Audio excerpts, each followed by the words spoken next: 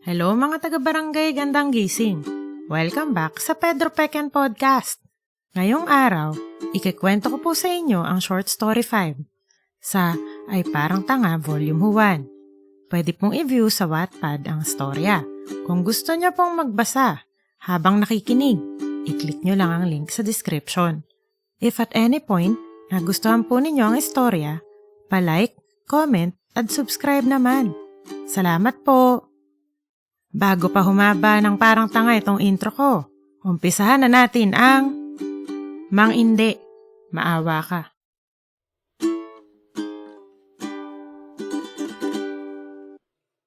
Hoy, psst! May sumigaw ng pabulong sa panaginip ni Gabi. Napagtanto niya na hindi panaginip iyon nang tusukin siya sa tagiliran ni Sheila. Ay! Napasigaw si Gabi at nagising ng tuluyan. Nakita niya, katabi na niya si Ginoong Tino at nakatingin na sa kanya ito nang parang tanga siya. Binibining ang takot. Bakit ka natutulog sa klase ko? Nangaykay si Gabi. 3 araw na siyang nakukurat gabi-gabi kasi alam niyang namatay si Mang Inde dahil sa kanya. Kung hindi siya nahawakan ito, siguradong buhay pa ito. Sorry po, Ginoong Tino. Paumanhin po, Ginoong Tino. Binibining ang takot. Ikaw ay natutulog na nga. Nag-i-Ingles ka pa sa Pilipino. Nasaan ang takdang aralin mo? Nanlaki ang mga mata ni Gabi. Nakalimutan na niyang may assignment siya. Hindi mo ginawa ang iyong takdang aralin? Nakalimutan ko po. Paumanhin po, Ginoong Tino. Binibining ang takot. Walang takda, walang marka. Umiling si Ginoong Tino at bumalik sa harap ng klase.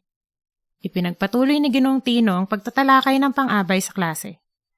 Walang 1 minuto, hindi napansin ni Gabi na napikit na naman siya.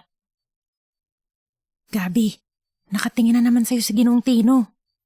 Bulong ni Junior. Napaigtad si Gabi. Binibining ang takot. Ano ang nangyari sa prinsesa? Tanong ni Ginoong Tino, nakakunot ang noo. Nag-umpisang magtawanan ng klase. Pang-abay. Bulong ni Justice. Napatanga si Gabi at namutla. Abay po sa kasal nung prinsipe po? Napahilamos ng muka si Justice. Naghagal pa ka na ang klase. Napailing si Ginoong Tino. Binibining ang takot. Pang-abay ang pinag-uusapan natin. Hindi abay sa kasal, walang prinsesa at lalong walang prinsipe. Walang kinasal. Natutulog ka na nga sa klase ko. Nag-iimbento ka pa ng sagot sa tanong ko. Tumayo ka hanggang matapos ang klase nang magising ka. Makinig ka ng mabuti para may matutunan ka ngayong araw. Nang matapos ang Filipino, nakahinga ng maluwag si Gabi. Pwede na siyang maupo. Kaso, hindi pa sumasayad ang palda niya sa upuan. Sabi ni Ginoong Tino bago lumabas ng classroom. Binibining ang takot. Mag-usap tayo sa labas. Paglabas ng classroom, hinarap ni Ginoong Tino si Gabi. Binibining ang takot. Hindi ka dating natutulog sa klase. May problema ka ba? May pag-aalalang tanong ni Ginoong Tino. Nagulat si Gabi. Akala niya, pagagalitan siya ni Ginoong Tino. Napatango na lang siya dahil ibig na niyang maiyak. Nag-alala lalo si Ginoong Tino. Binibining ang takot? Ano ang nangyari? Natuyo ang bibig ni Gabi at naumid ang dila niya. Alam niyang siya ang may kasalanan sa nangyari kay Mang Inde. Pero hindi pa rin niya ito maamin ng malakas. Binibining ang takot? Ako po may kasalanan kung bakit po nakuryente si Mang Inde. Kiming sagot ni Gabi. Binibining ang takot. Nandoon ako noong Biyernes. Nasaksihan ko kung paanong namatay si Ginoong Usay. Wala kang kinalaman. Umiling si Gabi. Nahawakan ko po kasi siya. Nahawakan mo siya kaya siya namatay? Sumamid si Ginoong Tino. Binibining ang takot. Ang sinasabi mo ba sa akin ay may kapangyarihan ka? Parang iyong nasa TV? Si Zappy, the Electro Girl? Hindi po. Nagpatahi po kasi siya ng barong sa nanay ko kasi nawarak po yung kilikili ng barong niya nung sinukat niya po. Krk, krk. Tumunog daw po ng hindi maganda. Nangiti na si Ginoong Tino. Iha, ngayon may barong ng krk. Balik tayo sa mahika mo. Wala po kasi sinay. Ako po ang nagbigay ng barong niya. Ginoong Tino. Yung daliri ko na pinakamaliit, tumama sa kamay niya. Napahilamos ng mukha si Ginoong Tino sa utak niya. Nahawakan mo, pero nakapag-speech pa siya, hindi ba? Hindi ikaw ang dahilan kung bakit namatay si Ginoong Usay. Pero lumiligwak na po kasi yung dalawang kunehong dilaw ko. Ilang buwan na po. Hindi ko po kasi pwedeng ilibing kasi wala pa po yung mga kapalit. Lumiligwak ang ano? Anong kuneho? Namatayan ka ba ng mga kuneho? Tila nasusian si Gabi ng tanong ni Ginoong Tino dahil inumpisahan nito ang parang tangang pagkahaba-habang kwento nito na nag-umpisa pa noong gabing unang nakapanood ito ng video ni Kuya Bro sa kanyang kwarto noon pang 1 taon.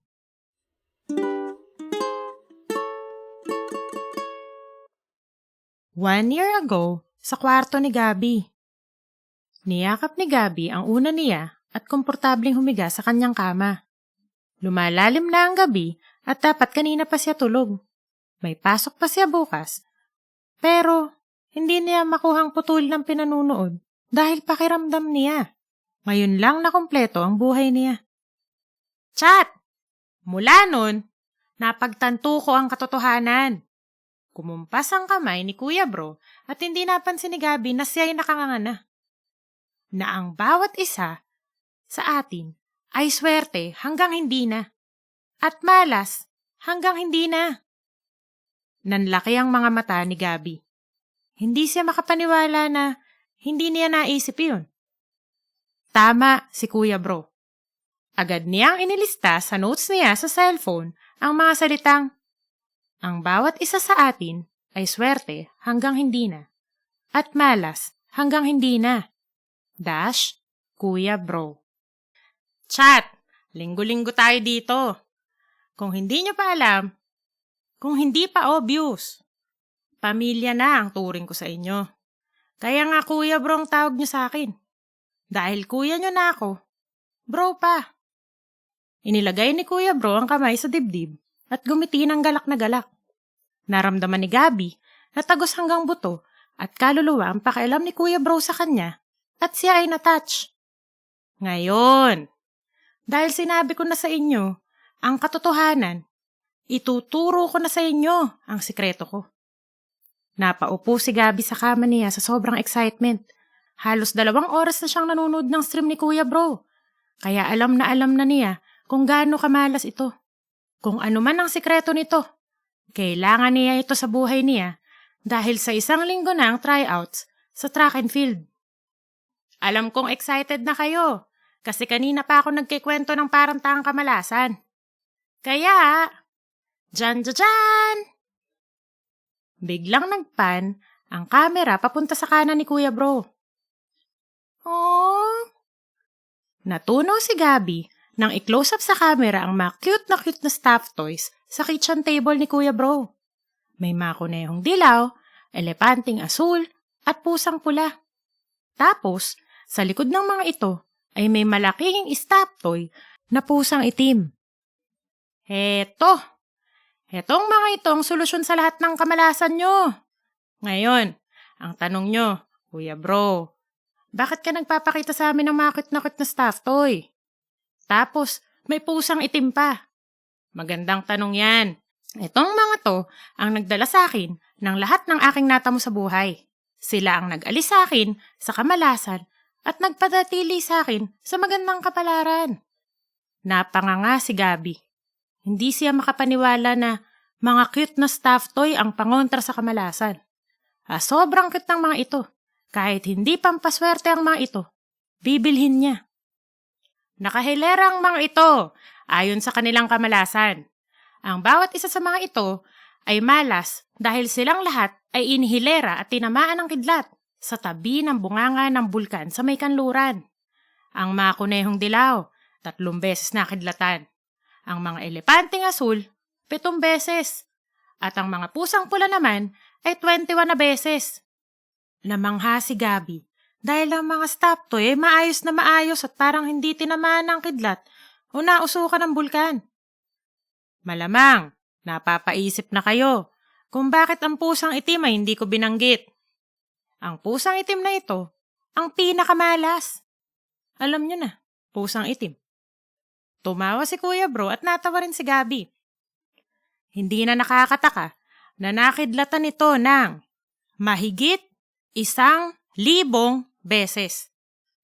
Napanganga si Gabi sa sobrang kamalasan ng pusang itim na stop toy. Ngayon, malamang nagtataka na rin kayo kung paano naging solusyon sa kamalasan ng mga napakamalas na mga stuffed toys na to. Simple lang. Sa sobrang malas nila, lahat ng kamalasan sa paligid ay kukunin nila. Kaya, ang sino mang may-ari nito ay walang ibang choice kung hindi swertihin na. Mas malas na stuffed toy ang katabi mo. Mas sigurado ang swerte mo. Patuloy na nagpaliwanag si Kuya Bro kung paano ginagamit ang mga stuffed toy para swertihin. Tinandaan at inilista ni Gabi sa cellphone niya ang lahat. Tandaan nyo, chat! Kapag naka-1 taon na yung mga stuffed toy, ilibing nyo kapag napalitan nyo na para hindi na magkalat ng malas. Kapag kasi sinira nyo o sinunog nyo, lalabas lahat ng malas at magiging kasing swerte nyo na yung pusang itim na stuffed toy na to. Itinuro ni Kuya Bro ang pagkamalas-malas na stuffed toy na pusang itim sa tabi niya. Sa takot ni Gabi na makalimutan ang babala ni Kuya Bro, ginawa niyang bold yung notes niya tungkol sa part na ito. Ngayon, meron tayong monthly subscriptions. Meron tayong tig 1K, 4K, at 10K. Yung 1K para sa mga bata at estudyante. Yan yung cute na kunehong dilaw. Murang-mura lang. Yung 4K para sa mga yamaning bata at medyo naghihirap na matanda. Yan yung elepanteng asul. Sikat na package yan. At yung 10K naman ay para sa mga mayayaman na at ayaw ng malasin. Pusang pulang sa inyo. Tumango si Gabi sa lahat ng sinabi ni Kuya Bro. Napagdesisyonan niya na magpabili sa nanay niya bukas, kahit yung tig 1K lang. Chat! Kapag nag-subscribe kayo, makakatanggap kayo ng isang stop toy per month for 1 year. Pero, wag niyong kakalimutan. Ulitin ko. Kapag naka-1 taon na ang isang stuffed toy, kailangan na ninyong palitan at ilibing dahil magkakalat na to ng malas. Parang baso na umaapaw na sa kamalasan, lumiligwak na. Ipinakita sa baba ng screen ang hotlines at website ni Kuya Bro. Tawag na lang kayo sa hotlines o magpadala ng message kung gusto nyong mag-avail ng subscriptions. Anumang oras, kayo man ay sineswerte o minamalas, lagi nyong tatandaan. Nandito ang inyong kuya na, bro pa, na si Kuya Bro. Bye! Kumaway si Kuya Bro sa camera at ngumiti ng parang kumita na ng daan-daang libo.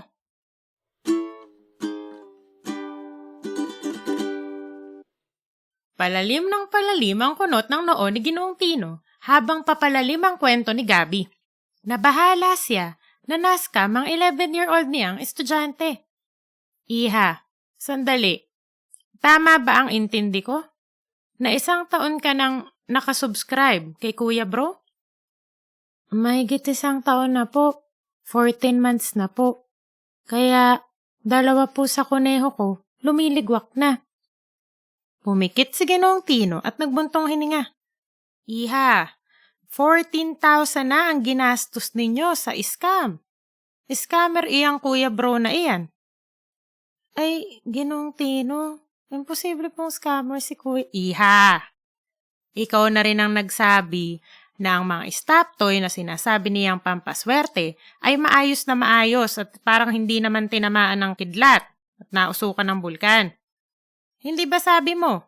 Sabi niya, pinakidlatan at pinausukan niya sa bulkan ng mga iyon? Opo, pero swerte po talaga, Ginong Tino. Kung hindi po, bakit po ako nanalo ng first place sa track last month? Bakit po nagkadupi-dupilas po yung dating champion? Ang galing po nun. Iha, ang sinasabi mo ba ay pampamalas ng iba yung mga pampaswerte mo? Namulagat si Gabi. Ay, hindi po. Masama po yun. Hindi po ganun. Minamalas po yung mga taong ganun mag-isip. Matanggal-tanggal ang leeg ni Gabi, saka iiling. Huminga ng malalim si Ginoong Tino. Umagang-umaga pa lang, mukhang uwian ang mukha niya. Iha, nagbebenta siya ng napakamamahal na pampaswerte. Sabi niya, nakidlatan at nausukan ng bulkan ang mga ito, pero hindi naman. At nananakot siya para patuloy kang bumili. Iha, scammer iyan. Hindi nakakibo si Gabi. Hindi niya naisip iyong mga angle ni Ginoong Tino. Tayo ay napahaba na. Nandiyan na ang iyong teacher. At may klase pa ako. Naintindihan ko na kung bakit ka nakatulog sa klase. Sige, para makabawi ka, bibigyan kita ng isa pang pagkakataon. Bago magumpisa ang homeroom bukas, isumite mo ang iyong takda. Tatanggapin ko. Ay, salamat po, Ginong Tino. Nakahinga ng maluwag si Gabi. Hindi na siya zero sa assignment. Tumango lang si Ginoong Tino. Iha, alam kong iniisip mong namatay si Ginoong Usay dahil sa lumiligwak na kuneho mo. Hindi totoo iyon. Naaksidente si Ginoong Usay sa entablado. Huwag mo nang isiping ikaw ang may kasalanan sa nangyari sa kanya. Wala kang kinalaman doon. Tinitigan ni Ginoong Tino si Gabi para masigurong naintindihan siya nito. Pagtangong-pagtango ni Gabi, nakampante si Ginoong Tino. Magaang-magaan ang pakiramdam ni Gabi nang bumalik sa classroom. Alam niyang matalino si Ginoong Tino. Kung sinabi nito na wala siyang kinalaman sa nangyari kay Mang Inde, pagkatapos niyang ikuwento ang lahat, malamang tama ito. Malamang, scammer nga si Kuya Bro at malamang hindi siya minamalas.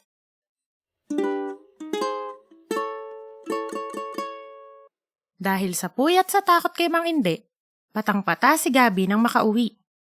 Naisip niya, sa halip na gumawa ng takda sa study table niya, gaya ng nakasanayan niya, sa kama na lang siya gagawa. Wala pang nasisimulan si Gabi, nakatulog na siya ng parang tanga. Wala pang 30 minutes, nagising siya sa yakap ni Nenita, na humahagulgol ng parabang nagluluksa. Nay? Natanaw ni Gabi ang mga kunehong dilaw niya at natakot siya ng tuluyan. Baka minamalas na nga pala siya. Baka mali si Ginoong Tino kanina. Nay, ano pong nangyayari? Medyo nanginig ang boses ni Gabi. Naisip niya na baka may nangyari sa lola niya dahil hindi pa rin dumarating ang mga kunehong dilaw. Hindi makahuma si Nenita sa labis na hinagpis. Halos masira na ang ulo ni Gabi sa takot nang umpisang himasin ng nanay niya ang kanyang ulo sa halip na sumagot. Anak, patawarin mo ko. Naghalo na ang luha at tuhog ni Nenita sa tindi ng kanyang dalamhati. Nay, maawa po kayo sa akin. Sagutin niyo po ako. Nay, ano po ba nangyayari? May nangyari po ba kay Lola? Naiyak na si Gabi. Lola! Sumigaw si Gabi dahil gusto niyang makitang buhay ang lola niya. Walang nangyari sa lola mo. Yung karo ng katawan ni Mang Inde. Kadadaan lang. Nadama ni Gabi ang matinding kamalasan ay tunay ng sumakanya. Talagang mali si Ginoong Tino. Ha? Nay, bakit di niyo pa ako ginising? Humagulgol na si Gabi sa sobrang takot. Sorry anak, pero hindi ko akalaing tulog ka. Hindi ka naman kasi natutulog ng ganitong oras eh. Nakadaan na nung naisip kong silipin ka. Bakit nataong tulog si Gabi sa araw na dadaan pa lang karo ni Mang Indi? Talagang mali si Ginoong Tino kanina. Minamalas sa talaga siya. Kailangan na talaga niya ang makunehong dilaw. Isinubsob ni Gabi ang kanyang muka sa balikat ng kanyang ina at niyakap ito ng mahigpit. Ibig na niyang masuka. Alam niyang susunod na siya kay Mang Indi sa hukay. Dapat sa study table na siya gumawa ng takda. Gabi? Bakit apo? Dali-daling pumasok sa kwarto ni Gabi si Lola Liway. Nang makita ang pighati ng dalawa, tumahip ang dibdib niya. Nita? Anong nangyari? Nay, hindi ko nagising si Gabi. Dumaan yung karo ni Mang Indi. Tulog pala si... Ay, ano ba yan, Nita? Lupaypay na napaupo sa kama si Lola Liway. Hindi si Gabi ang susunod kay Mang Indi. Ako. Ikuha ninyo ako ng tubig. Hinimas ni Lola Liway ang dibdib na parang naninikip na. Tumayo si Nita at bumalik nang may dalang isang baso ng tubig. Sa konsumi, matapos uminom ng tubig, sabi ni Lola Liway, ako ay magpapahinga muna. Nang hina ako sa nangyari. Akala ko kung ano nang masamang nangyari. Daig ninyo pa ang pamilyang namatayan sa giyera. Ay, ano ba yan? Pag-alis ni Lola Liway, naiwang nakatulala ang mag-ina sa kawalan ng pag-asa dahil sa siguradong sasapitin ni Gabi. Nay, natawagan niyo na po ba si Kuya Bro? Parating na po ba yung mga kuneho? Oo, kaso sabi niya hindi talaga sila pwedeng magbenta ngayon ng kahit na ano. Sabi niya, baka sa susunod na buwan siguro pwede na. Nay, ayoko pa pong mamatay. 11 pa lang po ako. Bakit po nangyari to? Parang tanga naman na po. Anak, huwag mo sabihin yan. Napahinto si Nita. Bigla niyang naalala yung sinabi ng lola niya noon. Anak, hindi na natin kailangang hintayin si Kuya Bro. Bibila na lang kita ng kandilang pampaswerte. Sabi ng lola ko noon, hindi ka malalapitan ng multo pag may nakasinding kandilang pampaswerte. Ah, kaya po ba nagsisindi ng kandila ang mga tao kapag may patay para hindi sila lapitan ng multo? Napaisip si Nita. Baka ganun nga.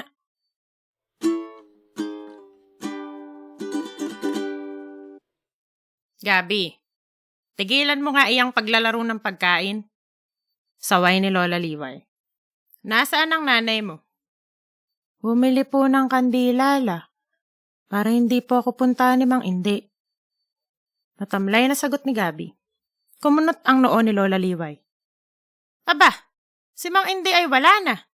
Hindi na siya babalik para puntahan ng kahit sino. Huwag kang nagpapapaniwala sa mga sabi-sabi na iyan. Alam mo ako, kapag ako ay inaantok, ako ay natutulog. Kanina lang, tulog ako buong hapon. Nagising ako nung sumigaw ka ng lola. Lola? Tulog din po kayo nung dumaan yung karo? Ay, tatawagan ko po si Nay para makapagdagdag siya ng kandila. Kumalantog ang pinto at pumasok si Nita. Gabi! Eto na ako! Nakabili na ako, nak. Siguradong hindi ka na malalapitan ni Mang Indi. Ganadong-ganado niyang itinaas ang supot na may mga kandilang pampaswerte. Anak, magsisindi na ako ng isa sa kwarto mo para makapag-umpisa na tayo. 3 araw na dapat may nakasindi. Huwag kang mag-alala. Oras-oras kitang sisilipin, anak. Hindi ka na malalapitan ni Mang Indi. Nita! Napabuntong hininga at napailing muli si Lola Liway. Hindi ako makapaniwala na hanggang ngayon naniniwala ka pa sa mga sabi-sabi ni Inang. Wala sa inyong dalawa ang magsisindi at mag-iiwan ng nakasinding kandila habang tayo ay natutulog. Walang mangyayari diyan kung hindi baka mapatay ninyo ako kapag nagkasunog dito. Pero Lola, Nay, hinarap ni Lola Liway si Nita.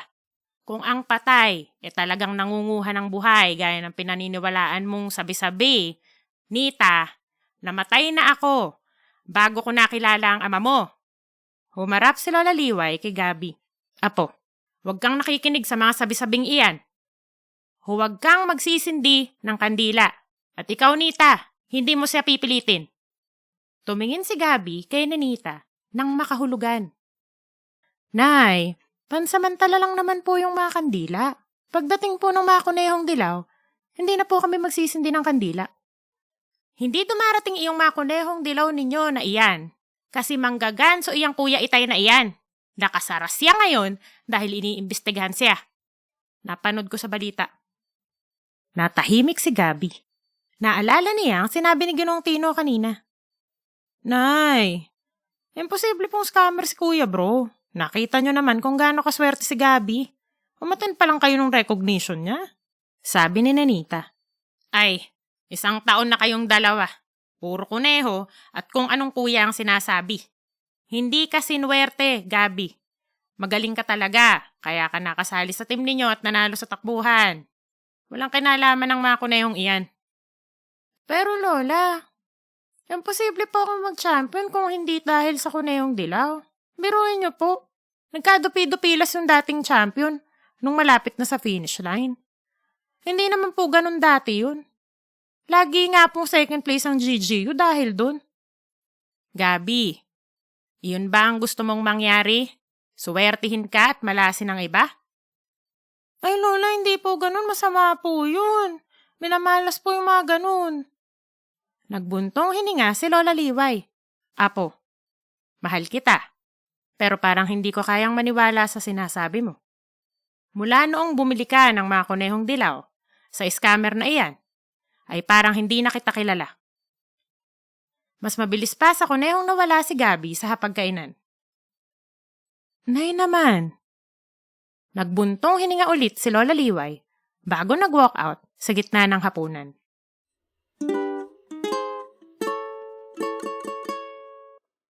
Ngayon lang napagsabihan ni Lola Liway si Gabi ng ganoon. Pagpasok niya sa kwarto, dumiretso siya sa kama at isinubsob ang muka sa unan. Tama ba ang lola niya? Natutuwa ba siya kapag siya ay sineswerte habang minamalas ang iba? Hindi na alam ni Gabi. Tumulo na ang luha niya. Naalala ni Gabi na naging tanong din ni Ginoong Tino sa kanya iyong tanong ni Lola Liway. 2 tao na ang nagtanong sa kanya. Baka masama na nga ang ugali niya. Hindi kaya siya minamalas kasi masama na siya? Hindi dahil sa lumiligwak na ang mga kuneho niya? Tama ba si Ginoong Tino na scammer si Kuya Bro?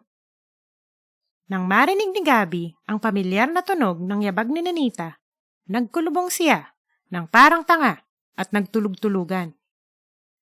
Gabi, masama ka na. Tuwang-tuwa ka kapag binamalas ang iba. Kaya isasama na kita. Halika na. Malokong sinabi ni Mang Inde at umakma nang aabutin ang paa ni Gabi. Tumili at nagsisipa ng malakas si Gabi. Pagdilat na pagdilat niya, hinanap agad niya si Mang Inde. Mag-isa lang siya sa kwarto. Wala ni anino man ni Mang Inde. Natuwa si Gabi na nakabukas ang ilaw ng tokador niya. Hindi niya maalalang binuhay niya ito. Malamang, iniwan ito ni Nanita kanina na nakasindi. Hindi lang ang ilaw na nakasindi ang iniwan ni Nanita. Nakapatong sa tokador niya ang supot ng mga kandilang pampaswerte. Dapat ba siyang magsindi ng kandila? Nanaginip siya ng masama pero hindi naman nagmulto si Mang Inde. Pero hindi nga ba nagmulto ito kung lumitaw na ito sa panaginip niya? Naisip ni Gabi na maniguro na lang. Wala namang mawawala kung magsisindi siya ng kandila. Hindi naman na malalaman ni Lola Liway ito. Basta mapatay na ito bukas ng umaga. Ang importante, hindi na siya guluhin ni Mang Inde ngayong gabi. Matapos makapagdesisyong magsindi ng kandila, nagkaproblema na naman si Gabi. Nasa tokador niya ang kandila at siya ay nasa kama. Ayaw niyang alisin ang kumot dahil baka dakmay ni Mang Inde ang mga paa niya. Tinitigan niya ang tokador. Mga 6 na hakbang ito mula sa kanyang kama. Kung 1 segundo ang isang hakbang at mga 5 segundo ang pagsisindi ng kandila, mayroon siyang 17 seconds. Balikan. Mayroon ding 17 seconds sa tsansa si Mang Inde para lumitaw at hilahin siya. Bago pa niya tuluyang makitang lumitaw si Mang Inde, binalot ni Gabi ang sarili ng kumot, maliban sa kanyang mga mata, bago pumunta sa tokador para magsindi ng kandila. Nang makabalik siya sa kama, para siyang nanggaling sa track and field practice sa bilis ng tibok ng puso niya. Nakahinga si Gabi ng maluwag. Ngayon, nakasindi na ang kandila. Siguradong hindi na siya malalapitan ni Mang Inde.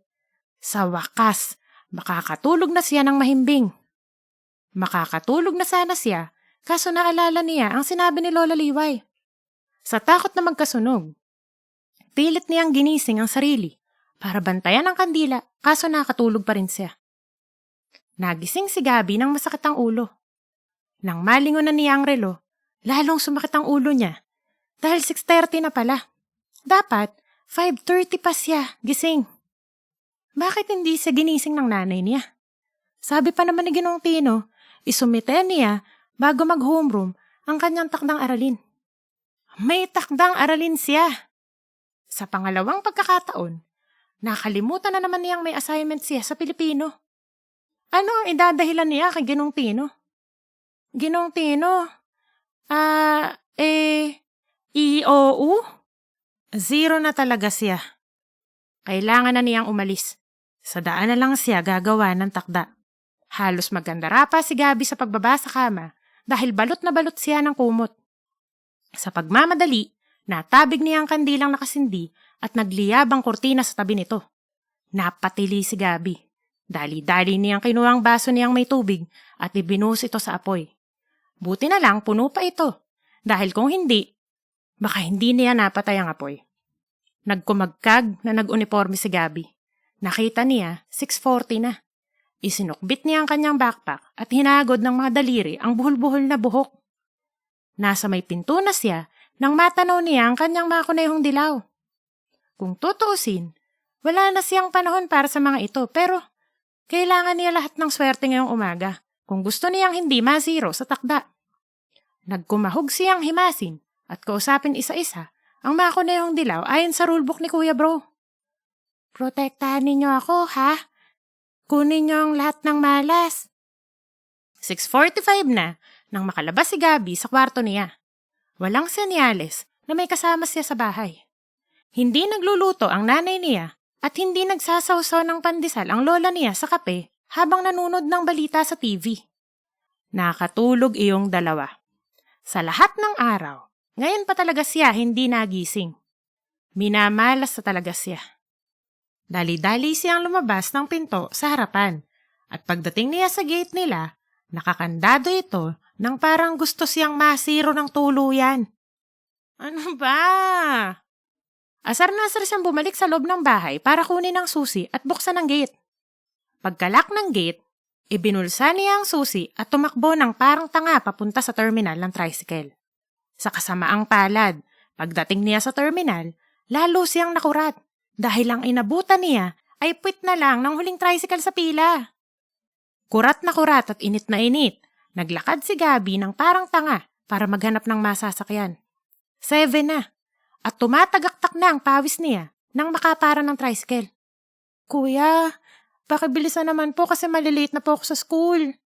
Tumango ang driver at pinasibad ang tricycle. Mag-uumpisa na sana si Gabi na magsulat sa kanyang worksheet na ikinatang niya sa kanyang expander nang biglang lumiko ang tricycle sa isang kaling maraming aso. Yung assignment ko! Napuno ng tili ni Gabi ang sidecar ng laplapin ng isa sa mga parang tangang nauulol na aso ang worksheet niya. Pinasibad ng driver lalo ang tricycle at naglaho ang mga aso, kasama ng takda niya. Kinain ng aso ang assignment niya. Ano ang sasabihin niya kay Ginong Tino? Ginong Tino, kinain po ng isa sa mga aso sa village namin yung assignment ko. Alam niyang walang teacher na maniniwala sa kanya. Maski kaklase niya, hindi maniniwala. Ne, okay ka lang ba? Nakagat ka ba? Tanong ng driver pagliko sa kanto. Hindi po. Buti naman. Pasensya ka na ha. Nakakalimutan kong hindi dapat mabilis ang takbo kapag nagsho-shortcut dyan sa 1203. May 5 asong ulul kasi dyan. Ewan ko ba, kapag nakarinig ng nagmamadaling motor, lumalabas sila mula sa ilalim ng truck na itim. Nakalimutan ko kasi sabi mo malilate ka na. Nanggaling sa ilalim ng truck na itim iyong asong kumain ng assignment ni Gabi? Truck na itim. Pusang itim. Talagang minamalas na siya. Sa takot na hindi makapag-submit ng assignment, gumawa na lang si Gabi ng takda sa blankong papel. Matapos makibaka sa lubak, humps, at mga biglang pagliko ng humahagibis sa tricycle, nakapagsulat siya ng marami-rami. 1.5 pangusap. Iyon nga lang, parang kinalahig ng punehong dilaw ang sulat niya. 7:15 na nang lumiko ang tricycle ni Gabi sa kalye ng GGU. Nang matanaw niya ang kanto ng kalye ng eskwelahan, natuwa siya. Itutuloy na lang niya ang takda sa classroom. Tatakbo na lang siya para bumili ng oras. Nang papalapit na siya sa eskwelahan, lahat ng pag-asa niyang umabot sa oras at makatapos ng assignment ay naglaho ng parang tanga kasabay ng pagsabog ng gulong at pagsadsad ng tricycle. Mang Inday! Mawa ka! Naisip ni Gabi na gustong-gusto na talaga siyang isama ni Mang Inday sa hukay. Sa takot na baka maaksidente ulit ang tricycle, nauntog siya sa pagkukumahog sa pagbaba. Nagkabukol tuloy siya. Ang papel niya ay nabitawan niya at ito ay dahan-dahang nahulog ng parang dahon malapit sa tae ng aso. Huminto ang mundo ni Gabi. Ang lahat ng pangarap niya ay nakasalalay sa moment na ito. Nakahinga si Gabi nang mahawakan niya ang sulok ng papel. Okay na sana ang lahat, kaso biglang may bike na. Makalipas lamang ang 3 segundo, may marka na ang kanyang assignment. Ang sama, hindi stamp ni Ginoong Tino ang natamo nito, kung hindi stamp na amoy tae ng aso at korting gulong ng bisikleta. Mang hindi naman. Gusto ko lang naman po magpasa ng assignment. Tumakbo si Gabi papunta sa eskwelahan para maulit pa niya ang assignment niya sa classroom. Hoy ne! Bayad mo! Napahinto si Gabi sa hiya. Namulsa at inilabas ang coin purse niya.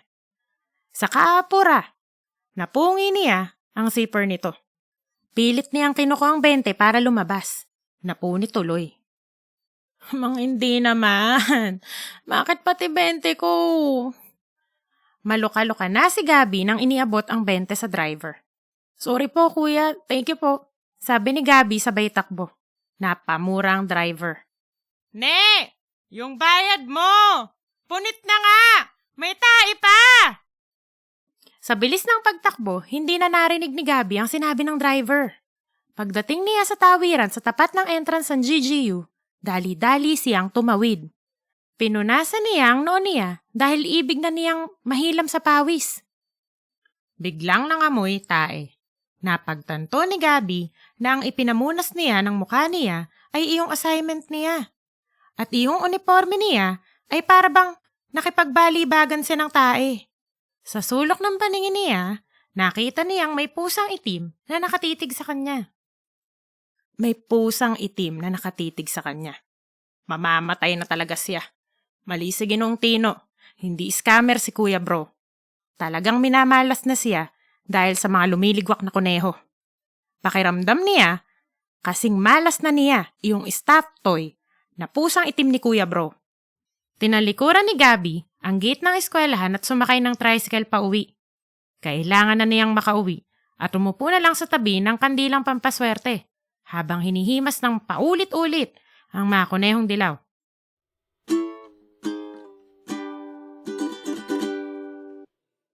Nang lumiko si Gabi sa kanto ng kalye 1201, napahinto siya sa nakita niya.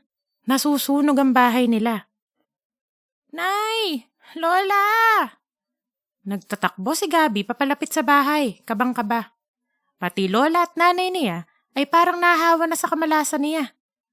Inabutan ni Gabi na may isang lalaking bumbero na nag-hose ng tubig at may 2 bumbero, isang babae at isang lalaki sa harap ng bintana ng salas nila. Lola, huwag kayo sa tapat ng bintana. Babasagin ko na para makalabas kayo. Sabi ng lalaking bumbero. Aba, ako'y mamamatay na lamang.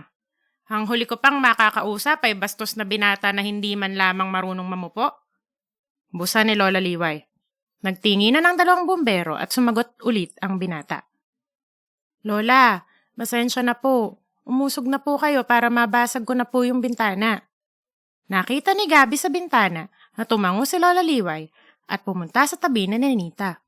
Ang dalawa ay napapaligiran na ng makapal na usok. Napatitig si Gabi dahil siya ang parang tangang may kasalanan nito.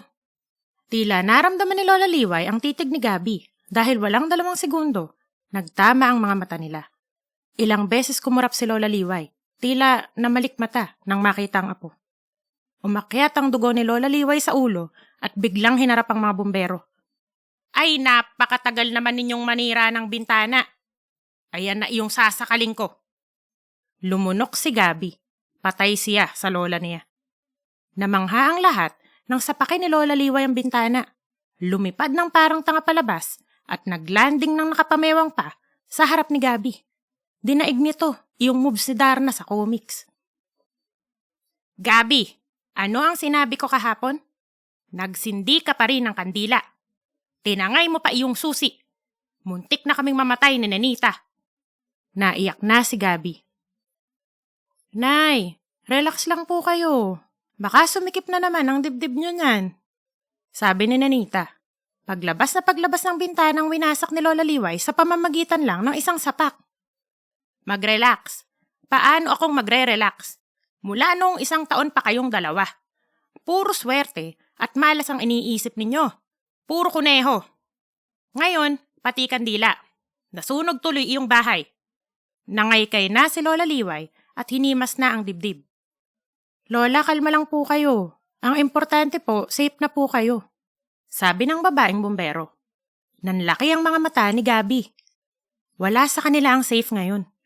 Iyong mga kunehong dilaw niya. Kapag nasunog, mamalasin silang lahat kasi magsasabog ang mga ito ng malas. Tandang-tanda niya na nakabold iyong babala ni Kuya Bro sa notes niya tungkol dito. Yung mga kuneho ko! Napalakas na sabi ni Gabi. Napatanga si Lola Liway sa gulat na kuneho pa rin ang naiisip ni Gabi. Si Nenita naman, hinablot si Gabi para masigurong hindi ito bumalik sa nasusunog na bahay. Anak, nasusunog na yung bahay. Mas mahalaga ka sa mga yun. Hayaan mo na yung mga kunehong stop toy. Stop toy lang po yung mga kuneho? Tanong ng lalaking bumbero na hindi na mo po kanina. Oo. Stop toy ng scammer na Kuya Itay. Iretableng sagot ni Lola Liway. Hinihimas pa rin ang dibdib. Agad na pumulas, papunta sa bintanang butas, iyong lalaking bumbero. Nagulat si Gabi, Lola Liway at Nenita. Iho, bakit siya pumasok? Tanong ni Lola Liway sa bumberong may hawak ng hose. Pumasok po kasi si Marie nung narinig na may mga kuneho sa loob. Akala po siguro niya, buhay na kuneho yung sinabi ng bata. Yun din po ang inisip ko. Biglang may malakas na kalabog. Nag-skip ang tibok ng puso ni Gabi nang makita niya sa bintana na bumigay na ang kisame. Hindi na kinaya ni Gabi. Hindi pwedeng may mamatay na naman dahil sa kanya. Gabi! Tumili si Nenita nang makitang pumasok sa bintanang butas si Gabi. Hindi makapaniwala si Lola Liway na ganoon na kahalaga kay Gabi ang makuneho. Gabi, apo! Lalong nanikip ang dibdib niya. Nay! Sinapo ni Nenita si Lola Liway. Nabiglang nagtumba sa tabi niya at nabuwal silang dalawa.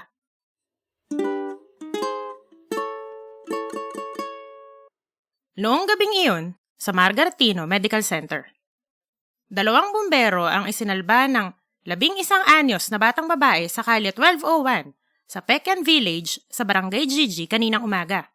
Ang 2 bumbero ay nakulong sa loob ng isang silid matapos gumawa ang kisame sa may pinto. Ang batang babae ay residente ng naturang bahay. Siya ay pumasok sa bahay na gumuguho at isinigaw sa mga bumbero na nakulong kung nasaan ang susi ng fire exit ng kuwartong kanilang kinaroroonan. Dahil sa kabayanihan ng batang babae, walang nasawi sa naturang insidente. Pinatay ni Gabi ang cellphone niya. Humiga sa sofa ng pribadong kwarto ng lola niya sa ospital at tumitig sa kisame. Hindi niya nararamdaman na bayani siya. Kasalanan niya kung bakit muntik nang mamatay yung mga bumbero. Apo, kaya ka ba pumasok sa bahay kanina para iligtas sila? Nagulat si Gabi. Nagising na pala ang lola niya. Opo. Suminghot si Gabi at nagpahid ng luha. Halo-halo na ang kanyang nararamdaman. Siya ay nagsisisi dahil muntik nang mamatay ang dalawang bumbero. Ang lola at ang nanay niya dahil sa kanya. Kasabay nito, tuwang-tuwa siyang gising na ang lola niya. Apo, patawarin mo ko. Malungkot na sinabi ni Lola Liway. Lola, bakit po kayo nagsosorry? Ako po ang may kasalanan. Humagulgol na si Gabi. Sorry po, dahil di po ako sumunod sa inyo. Muntik na kayong mamatay ni nanay sa sunog. Tapos si Ate Marie at si Kuya Bernard, muntik na pong masuffocate dahil sa mga kuneho ko. Tapos, sabi ni Doktora Tino, sobra daw po ang naging taas ng presyon nyo. Mapala daw po na hindi po kayo na-stroke. Sorry po, Lola. Huwag ka nang umiyak, Apo. Pinatatawad na kita. Kaya ako nagsasorry sa iyo kasi noong pumasok ka sa bahay, naisip ko na gusto mo lang iligtas ang mga kuneho mo. Hinusgahan kita ng mali. Tumulo na rin ang luha ni Lola Liway. At higit pa doon, sa halip na kausapin kita ng maayos, lagi kitang kinokontra at pinagagalitan. Iniisip ko noon, nakatangan lang ang maniwala sa mga pampaswerte at sabi-sabi, kaya hindi kita sineryoso. Hindi ko nirespeto ang iyong paniniwala, kaya hindi kita kinausap ng mabuti. Naramdaman mo siguro na minamaliit ko ang iyong paniniwala sa mga kunehong dilaw, kaya hindi ka nakinig sa akin. Sa tingin mo, hindi ka naiintindihan ng lola mo dahil nakikita mo talaga na sinuswerte ka. Kinailangan pang magkasunog para malaman ko na umabot na pala sa punto na mas mahalaga na sa iyo ang mga kunehong dilaw kaysa sa sarili mong buhay. Tumatango si Gabi habang nagsasalita ang lola niya dahil tama ito. Buti na lamang, kahit ako ay nagkulang, ikaw ay lumaking isang mabuting bata na inuuna ang iba. Umupo si Lola Liway at uminom ng tubig. Alam mo, ikaw ang bahala kung magpapabili ka pa ng kuneho o hindi na. Gusto ko lang, lagi mong tatandaan. Ako ay naniniwala na hindi mo kailangan ng mga iyan dahil magaling ka. Alaga po, Lola. Sa tingin nyo, kaya ko pa rin pong mag-champion sa track and field next year nang wala po akong mga kunehong dilaw? Oo naman. Manang-manak sa lola mo eh. Nakita mo naman, Apo, kung gaano ako kabilis nakalabas sa bintana nang makita kita. Opo. Tumawa ng parang tanga ang maglola. Bumukas ang pinto at pumasok si Nanita. Lumiwanag ang mukha nito nang makitang gising na si Lola Liway. Oh, Nay! Gising ka na pala. Sakto kayo sa hapunan. Itinaas ni Nanita ang supot ng shawarma at panulak. Kumusta na po ang pakiramdam nyo? Mabuting-mabuti na. Ang ganda ng ngiti ni Lola Liway. Anong tingin mo, Nita? Magaling si Gabi sa takbuhan, hindi ba? Ay, napakabilis. Sa sobrang bilis mo, anak, naiwan mo yung kandila. Tumakbo ka palabas ng bahay papunta sa school. Nakabalik ka na, hindi pa ubos yung bahay. At nakapagligtas ka pa ng hindi lang isa, kung hindi dalawang bumbero. Nagbiro si Nanita para sumaya ang anak. Nagtawanan ng tatlo at kumain ng hapunan. Ano anak, magpapabili ka pa ba ng kunehong dilaw? Tanong ni Nanita habang kumakagat ng shawarma. Napaisip si Gabi. Sina Lola Liway at Nanita ay tumingin sa kanya. Ay, hindi na po, Nay. Sabi niyo po ni Lola magaling ako. Naniniwala po ako sa inyo ni Lola. Nakahinga ng maluwag si Nanita. Hay, buti na lang. Kasi, anak, nakita ko sa TV sa kantin na inaresto na si Kuya Bro. Scammer nga pala siya. Matapos makakain ng tatlo, pumunta sa kwarto ni Lola Liway, si Ginoong Tino at Doktora Tino para magpasalamat kay Gabi sa pagkakaligtas niya sa panganay nilang si Marie. Hindi na makatingin si Gabi kay Ginoong Tino. Natulog na nga siya sa Filipino at hindi nakagawa ng takda muntik pa niyang mapatay ang anak nito. Ikinuwento ni Dr. Tino kina Lola Liway, Nenita at Gabi na saktong pagkakaligtas ni Gabi kay Marie dahil inatake na ito ng matinding hika. Kung hindi sa tulong ni Gabi, baka kung ano na ang nangyari. Hinimas si Dr. Tino ang ulo ni Gabi. Maganda na ang lagay ni Marie ngayon. Maraming salamat talaga sa iyo, iha. Oo. Salamat, Gabi. Dugtong ni Ginoong Tino. Ang ganda ng ngiti na Lola Liway, Nenita, Ginoong Tino at Dr. Tino kay Gabi. Wala po yun. Hiyang-hiyang sagot ni Gabi. Ginoong Tino, sorry po hindi po ako nakapagpasa ng assignment kanina. Kinain po kasi ng aso yung assignment ko, tas nagpuro tae po ako. Nangiti si Ginoong Tino. Nakita kitang sumakay ng tricycle pauwi kaninang umaga. Bukas ka na lang magsumite. Idagdag mo sa iyong takda ang sagot sa tanong na ito. Ano ang natutunan mo sa nangyari sa Kunehong Dilaw ngayong araw? Pag-alis ni na Ginoong Tino at Dr. Tino, nag-ring ang cellphone ni Nenita. Gabi, nag-text ang tatay mo. Grounded ka raw ng 6 na buwan. Maraming salamat po sa inyong suporta. Kung nagustuhan ninyo ang Mang Inde, Maawa Ka, please like, comment, share, and subscribe. Kung gusto nyong ma-notify tuwing may bagong istorya, pindutin nyo na rin ang notification bell. Ang lahat ng kwento ni Pedro Pecyan ay nasa Wattpad din, linked in the description.